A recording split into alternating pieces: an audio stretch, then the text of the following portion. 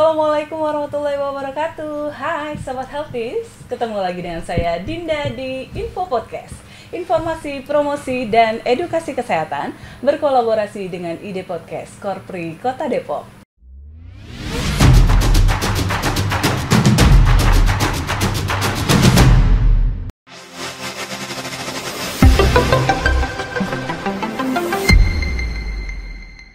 Ya, Sobat Healthies, dalam rangka spesial akhir tahun 2023, kali ini Info Podcast kehadiran tamu spesial, anak-anak muda yang berprestasi dari Universitas Indonesia. Sudah hadir di hadapan saya Kakak Nasrul dan Kakak Agung. Assalamualaikum Kakak Nasrul dan Kakak Agung, apa kabarnya nih? Waalaikumsalam Mbak Dinda. Kabar baik di sini, Mbak. Alhamdulillah Mbak sehat Dinda, ya. kabar? Alhamdulillah sehat. Sehat. Selalu sehat pokoknya ya.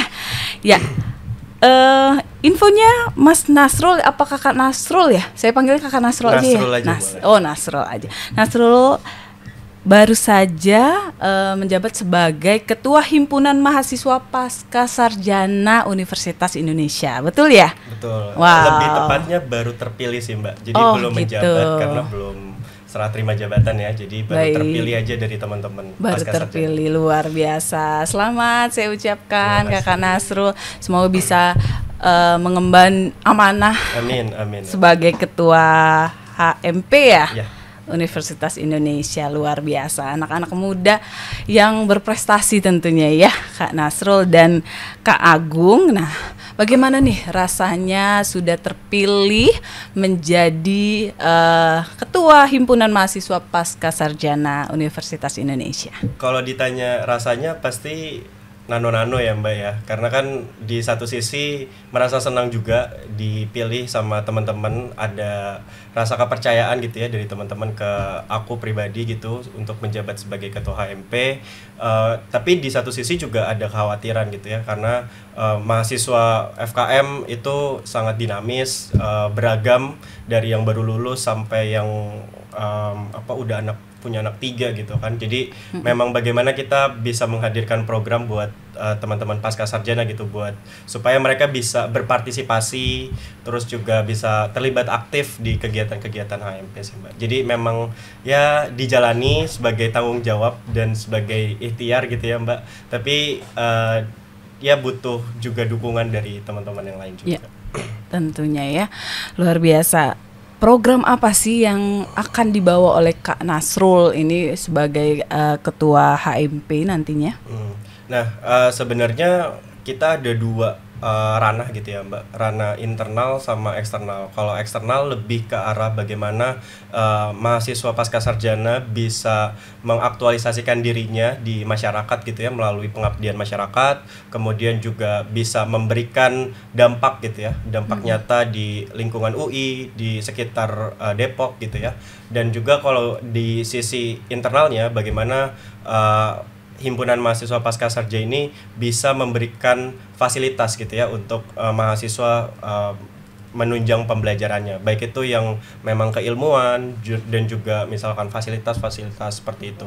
Jadi 2 hal itu yang menjadi prioritas gitu ya, karena juga melihat bahwa HMP itu punya source yang lebih besar gitu ya. Ada beberapa teman-teman kita di pascasarjana sebagai mahasiswa itu punya jabatan-jabatan yang strategis gitu ya. Nah, itu bisa dikolaborasikan. Nah, yang kurang menurut saya itu adalah kolaborasi. Nah, harapannya di 2024 kita bisa membangun kolaborasi bersama lintas sektor gitu ya, bahkan sama Dinkes Depok juga, karena kan kaitannya kesehatan masyarakat dengan dinas juga itu, dan harapannya juga bisa menjadi mitra kolaboratif yang saling mendukung gitu ya. Ketika nanti dari Dinkes Depok ada isu yang memang harus sama-sama diselesaikan. Nah, HMP bisa hadir di situ juga gitu Mbak. Jadi memang program-programnya baik itu pengembangan masyarakat, kemudian juga keilmuan, kemudian juga minat dan bakat gitu ya untuk mahasiswa pascasarjana, dan juga isu-isu strategis berkaitan dengan kesehatan masyarakat, baik itu di lokal maupun di internasional. Oke, luar biasa. Kita sangat senang sekali nih ya, Dinas Kesehatan kalau berkolaborasi dengan mahasiswa, anak-anak muda yang ide-idenya tentunya masih banyak dan cemerlang gitu ya. Kita sangat terbuka lebar untuk berkolaborasi dengan Pascasarjana UI tentunya. Nah, apa sih HMP di mata Mas Nasrul dan juga Mas Agung gitu? Silakan Mas Nasrul dulu. Ya, kalau HMP tentunya jadi wadah ya, kok warga ya. Jadi wadah untuk pengembangan mahasiswa ya, Mbak. Di sana HMP hadir untuk bisa memfasilitasi minat dan bakat, baik itu yang berkaitan dengan soft skill ataupun hard skill gitu ya. Jadi ya HMP pasti menjadi wadah untuk mahasiswa gitu, dan harapannya HMP bisa bermakna juga untuk masyarakat gitu, tidak hanya untuk FKM UI, tidak hanya untuk UI saja, tapi untuk masyarakat di sekitar UI gitu, khususnya warga-warga Depok, warga-warga Jakarta dan lainnya, seperti itu Mbak. Jadi sebagai bentuk aktualisasi diri lah untuk mahasiswa Pascasarjana, mengembangkan apa yang diminati, apa yang diinginkan oleh mahasiswa Pascasarjana. Oke, tidak hanya bermanfaat bagi internal tapi juga eksternal tentunya ya. Betul. Nah, kalau Kak Agung nih, bagaimana memaknai melihat HMP itu seperti apa sih? Ya, sebenarnya kurang lebih sama ya Mbak, dengan apa yang disampaikan oleh Bang Nasrul. Saya panggil Bang karena sudah sangat dekat dengan ketua HMP kita. Jadi HMP itu wadah belajar, kemudian wadah untuk berkolaborasi, untuk memberikan dampak yang seluas-luasnya, tidak hanya kepada mahasiswa pasca sarjana di FKM Unhas, tapi juga ke masyarakat, khususnya merespon isu-isu kesehatan masyarakat. Misalnya mungkin terkait dengan disabilitas, kemudian terkait dengan permasalahan penyakit kronis lain, ataupun isu-isu kesehatan yang kemudian dianggap penting untuk kita lakukan intervensi ataupun dikaji secara mendalam di HMP. Seperti itu sih Mbak, kalau menurut saya. Oke, baik. Kebetulan Kak Agung ini infonya punya platform gitu ya, platform Anak Kesmas. Nah, boleh diceritakan Kak Agung itu platformnya seperti apa dan informasi seputar apa yang ada di platform tersebut? Jadi awalnya platform Anak Kesmas Indonesia ini berangkat dari keresahan saya Kak. Pada saat pandemi COVID kan banyak informasi terkait dengan COVID itu yang ada hoax kemudian ada fakta. Makanya di tahun 2020 saya mendirikan platform Anak Kesmas Indonesia ini dalam bentuk Instagram dan YouTube Anak Kesmas Indonesia. Namun sekarang sudah bertransformasi juga menjadi media edukasi dan media informasi kesehatan masyarakat. Nah, sekarang saya dibantu oleh teman saya dan ada 50 orang talent Anak Kesmas dari berbagai universitas di seluruh Indonesia. Itu kami membuat konten-konten terkait dengan permasalahan kesehatan yang kemudian kami publish melalui platform kami itu. Harapannya di era transformasi digital sekarang, media Anak Kesmas ini bisa menjadi salah satu wadah, kemudian menjadi rujukan bagi praktisi dan akademisi kesehatan masyarakat untuk memperoleh informasi terpercaya, tetapi tetap dikemas dengan sederhana dan milenial seperti itu. Oke, jadi bentuknya Instagram dan YouTube gitu ya. Jadi boleh nanti Sobat Healthies mengakses Instagram dan YouTube-nya namanya Anak Kesmas. Anak Kesmas gitu ya. Jadi informasi seputar kesehatan tentunya ya itu banyak di share di link tersebut ya, di IG dan juga YouTube Anak Kesmas. Oke Kak Agung, jadi yang melatar belakangi Kak Agung membuat platform Anak Kesmas itu apa sih? Iya baik, saya melihat ya Kak, potensi Anak Kesmas di Indonesia itu sangat besar ya untuk memberikan edukasi dan informasi kesehatan masyarakat yang aktual tapi bisa dipahami secara sederhana oleh masyarakat, khususnya kita Gen Z seperti itu. Kenapa ini penting? Karena kalau misalnya kita di perkuliahan saja atau mungkin melalui penyuluhan dan sebagainya itu kan sangat terbatas. Betul. Dan sangat menunggu waktu seperti itu. Jadi saya terdorong untuk menciptakan platform ini bersama dengan teman-teman saya agar setiap hari orang-orang bisa mengakses informasi kesehatan masyarakat itu sesuai dengan apa yang mereka butuhkan. Dan terakhir misalnya persoalan stunting, kemudian isu polusi di Jakarta itu juga menjadi konsen kami akhir-akhir ini. Seperti itu sih. Oke, jadi medianya aktif gitu ya, setiap hari share video-video atau konten-konten tentang kesehatan, isu-isu kesehatan di Indonesia tentunya ya. Nah, ngomong-ngomong tentang isu kesehatan ini ya, isu stunting yang menjadi isu nasional. Nah, bagaimana menurut Kak Nasrul dan juga Kak Agung menanggapi stunting yang menjadi masalah, tidak hanya masalah kesehatan tapi juga masalah di masyarakat begitu ya? Bagaimana nih isu stunting menurut Kak Nasrul?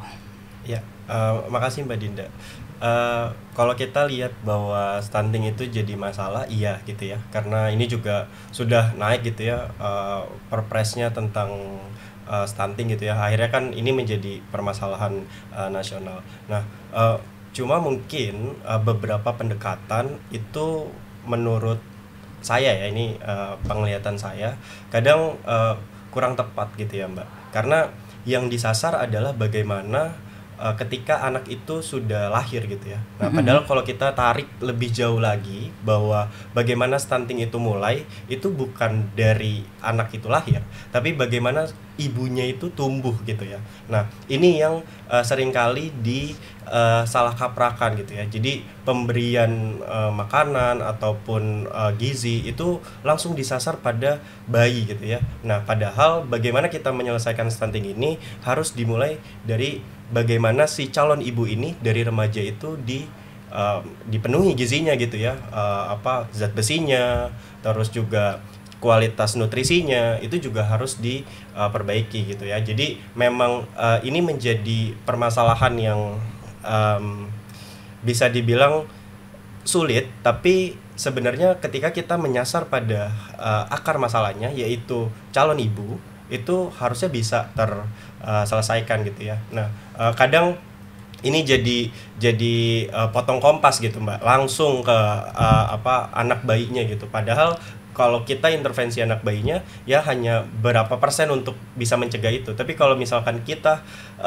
cegah dari calon ibunya gitu ya, dari masa remaja, kemudian bagaimana saat mengandung, kemudian juga edukasi saat di proses kehamilan, kemudian melahirkan, kemudian 1000 hari pertama kelahiran, kehidupan, itu juga perlu disebarluaskan informasinya. Nah, itu yang menurut saya kurang akhir-akhir ini gitu ya. Jadi lebih menyasar pada bagaimana anak yang sudah lahir atau bayi yang sudah lahir kita berikan nutrisinya untuk bisa tidak stunting. Padahal itu bukan satu-satunya solusi gitu Mbak. Kalau dari pendapat saya seperti itu. Ya, betul sekali Kak Nasrul. Seperti yang Kak Nasrul bilang tadi, intervensi stunting itu tidak hanya dari ibu hamil, ibu menyusui dan juga anak balita gitu ya, tapi juga dari hulunya yaitu remajanya. Nah, tentu saja ini terkait dengan edukasi nih Kak Nasrul sama Kak Agung ya kan. Jadi remaja itu adalah masa penting bagi seorang remaja putri khususnya ya, bagaimana nantinya akan menjadi calon ibu hamil yang sehat, dan tentunya nanti akan melahirkan anak-anak yang sehat bebas stunting tentunya. Nah, ini juga isu ini boleh saran sedikit Kak Agung, itu boleh di blow up gitu ya, tentunya juga di medsosnya Anak Kesmas gitu ya, bagaimana pencegahan stunting, intervensinya dari remaja. Nah, kita menyasar remaja itu bagaimana sih agar remaja tidak anemia begitu ya, bagaimana remaja itu rutin mengkonsumsi tablet FE. Nah, itu isu yang harus kita angkat gitu. Gimana nih tanggapannya Kak Agung?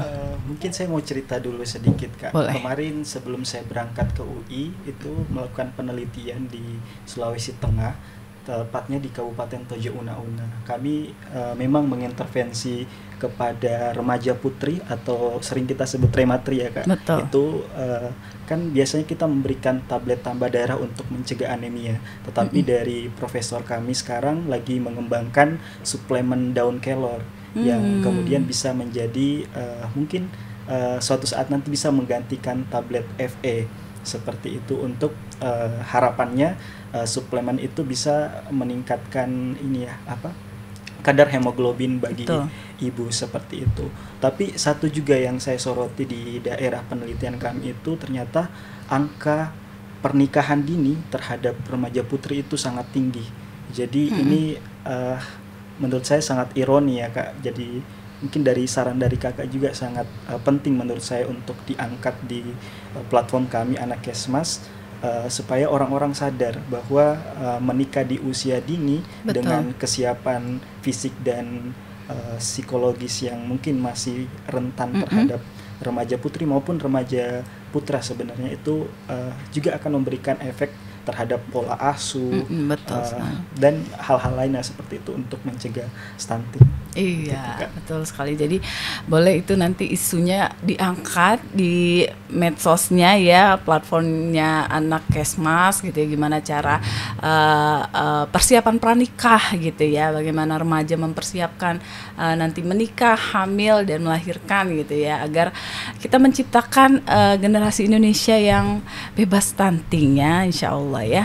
Nah, selain itu apalagi nih proyek-proyek yang akan Mas Agung, Kak Agung dan juga Kak Nasrul akan lakukan gitu terkait dengan kesehatan? Kan kuliahnya FKM ya, jurusan Fakultas Kesehatan Masyarakat Universitas Indonesia, tentunya banyak sekali ide-ide ya, kegiatan-kegiatan apa lagi yang akan dilakukan untuk meningkatkan derajat kesehatan masyarakat? Agung dulu dari Agung dulu. Baik, mungkin saya lebih fokus ke platform saya dulu ya Kak.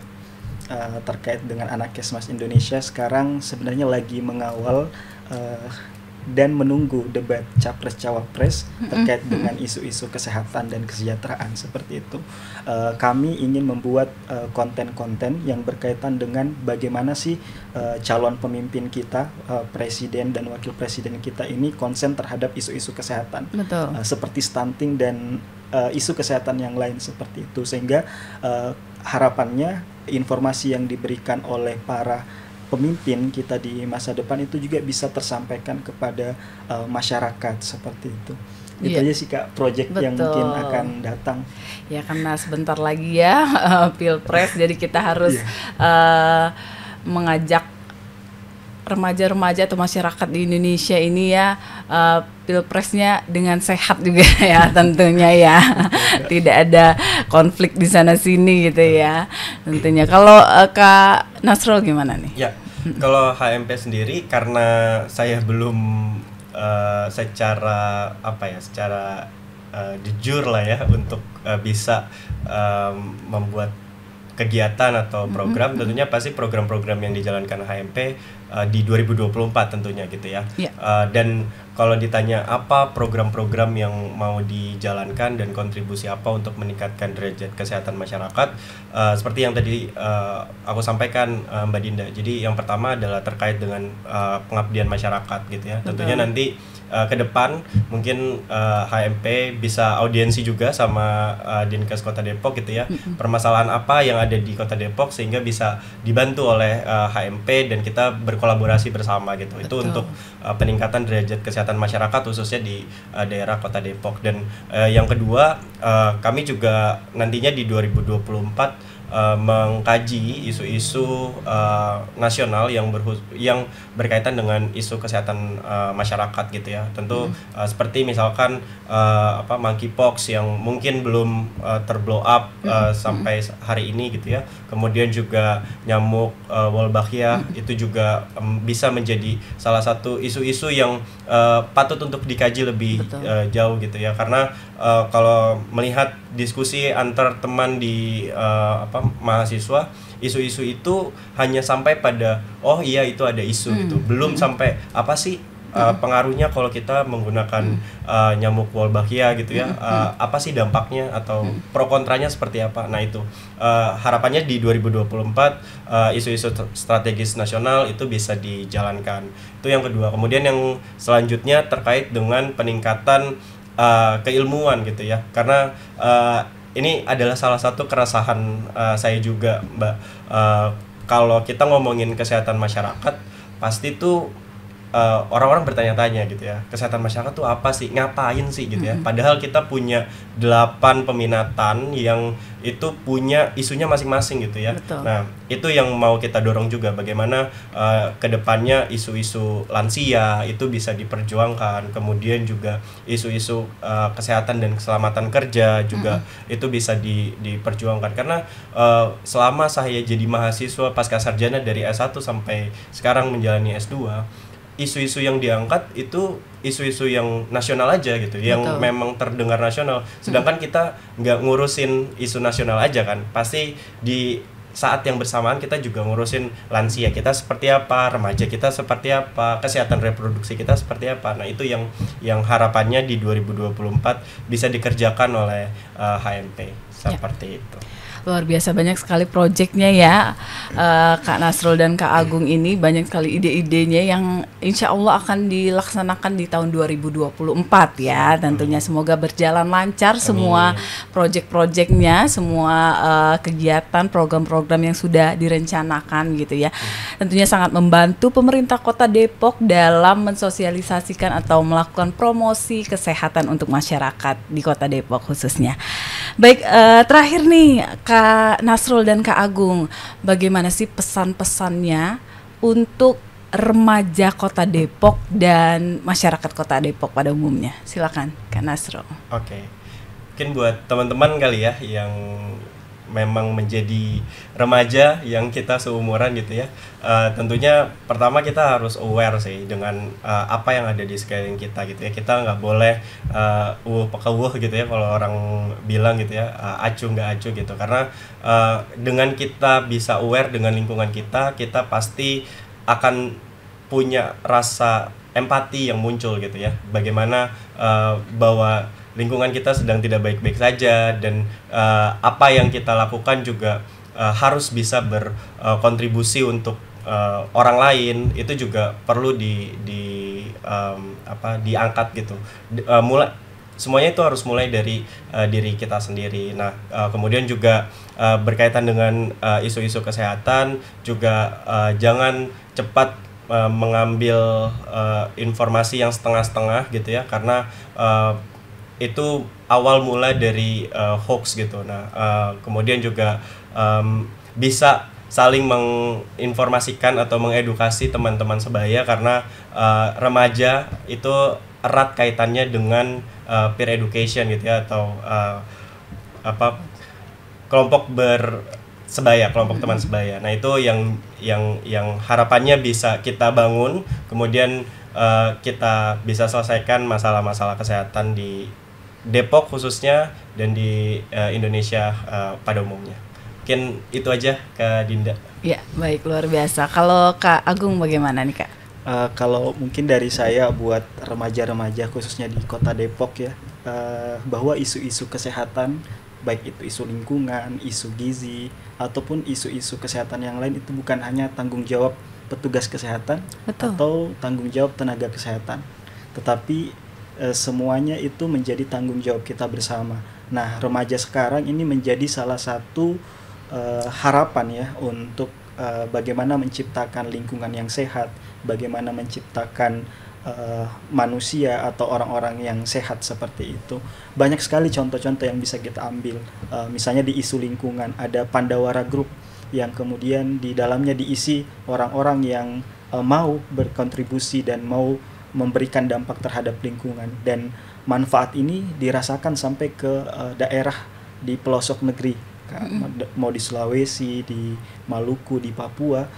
Influence yang diberikan oleh remaja-remaja atau orang-orang muda seperti ini ya sangat besar kepada orang-orang di sekitarnya. Jadi harapannya saya dan teman-teman remaja bisa menjadi salah satu harapan untuk mewujudkan derajat kesehatan masyarakat di Kota Depok dan di Indonesia mungkin secara umum. Baik, luar biasa. Terima kasih. Ya, Kak Nasrul dan Kak Agung nih. Sebelum ditutup, boleh kasih closing statement. Pertama dari Kak Agung dulu selaku founder Anak Kesmas nih, boleh. Silakan. Baik, sebelum saya tutup mungkin saya mengucapkan terima kasih kepada Dinkes Kota Depok yang telah mengundang kami untuk sharing ya di sini. Mungkin closing statement dari saya bahwa setiap orang itu punya tanggung jawab ya, untuk mewujudkan derajat kesehatan masyarakat. Nah, melalui platform yang kami bangun yaitu Anak Kesmas Indonesia, harapannya teman-teman ya bisa menjadi salah satu pionir dan mendukung kami dalam mengembangkan platform digital ini, karena saya yakin bahwa dengan dukungan teman-teman terhadap platform Anak Kesmas ini suatu saat nanti akan memberikan dampak yang lebih luas, tidak hanya mungkin di Kota Depok tetapi seluruh Indonesia bisa merasakan dampak dari platform ini. Dan harapannya ke depan Kak dan Bang, HMP dan Dinkes Kota Depok bisa bekerja sama dengan kami, mungkin melalui penyebar luasan informasi sebagai media partner ataupun bisa melalui kegiatan-kegiatan lain yang bisa kita berkolaborasi. Seperti itu sih, Kak. Baik. Terima kasih. Selanjutnya Kak Nasrul nih sebagai Ketua HMP Himpunan Mahasiswa Pasca Sarjana FKM UI, silahkan. Ya, terima kasih juga buat Mbak Dinda dan Dinkes Kota Depok ya yang sudah mengundang saya dan Mas Agung. Untuk closing statementnya sebenarnya saya percaya Mbak bahwa setiap langkah, setiap perubahan, setiap apa yang dilakukan itu bisa dijalankan oleh bersama-sama gitu ya, tidak harus sendiri gitu ya. Nah, oleh karena itu buat seluruh masyarakat gitu ya Depok, masyarakat Depok bahkan Indonesia bisa melakukan apa yang ingin dilakukan itu secara bersama-sama, karena saya selalu percaya bahwa menjadi besar itu adalah keniscayaan, tapi diam dan mengerdil itu adalah pilihan gitu Mbak. Jadi harapannya ada dukungan, kolaborasi dan kegiatan-kegiatan bersama yang bisa dilakukan oleh seluruh lintas sektor gitu ya, baik itu pemerintahan, kampus dan masyarakat, seperti itu Mbak. Baik, luar biasa sekali. Sekali lagi terima kasih banyak Kakak Nasrul dan Kakak Agung. Semoga selalu sehat dan terus berprestasi tentunya ya. Semangat terus ya. Kita tunggu kolaborasinya ya. Insya Allah kita akan kolaborasi dalam waktu dekat ya. Baik Sobat Healthies, demikianlah info podcast kita kali ini. Luar biasa sekali kita kehadiran anak-anak muda yang berprestasi. Ya, pesannya untuk Sobat Healthies dan remaja di Kota Depok, utamakanlah prestasi, jangan gengsi ya. Baik, terima kasih sekali lagi. Assalamualaikum warahmatullahi wabarakatuh. Info podcast, sehat bersama pasti bisa.